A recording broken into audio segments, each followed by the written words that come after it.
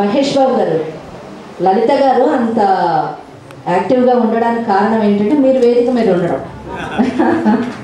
ఎందుకంటే అండి, అలెగ్జాండర్ లాంటి మహాచక్రవర్తి ఆయన మరణించే సమయంలోని బంధుమిత్రులు శ్రేయోభిలాషులు అందరూ విలపిస్తూ ఉన్నారట.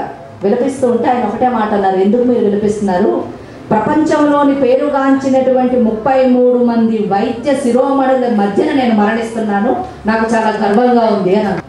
సౌజన్యమూర్తి అనే ఒక చక్కటి పేరును కూడా సంపాదించుకున్నారు. చక్కటి మధుర గాయకులు కూడా వారు. ఇక్కడ 2 గాయకులు ఉన్నారండి మన మధ్యన. వీళ్ళు మాట కంటే పాటతోనే బాగుంటుంది యాక్చువల్గా. ఒకటేమో మా సోదరులు త్రినాథరావు గారు, మా సోదరి పుష్పలీల గారు. ఇద్దరు చక్కటి గాయకులు.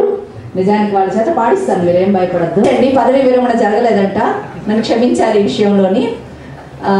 వారు ఇంకా వారి సేవలు అందిస్తున్నారు, ఇంకా అందించాలని కోరుకుంటున్నాను.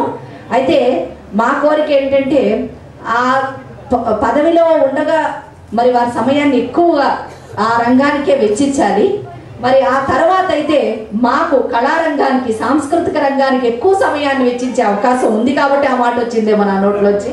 ఏది ఏమైనా కానీ త్రినాథరావు గారు మంచి గాయకులు, మంచి వ్యక్తి. అన్నిటికంటే నిజానికి ఎన్నో కార్యక్రమాలకి చేయూతనిచ్చి సౌజన్యమూర్తిగా మారినటువంటి వ్యక్తి. ఎప్పుడూ చిరునవ్వుతోని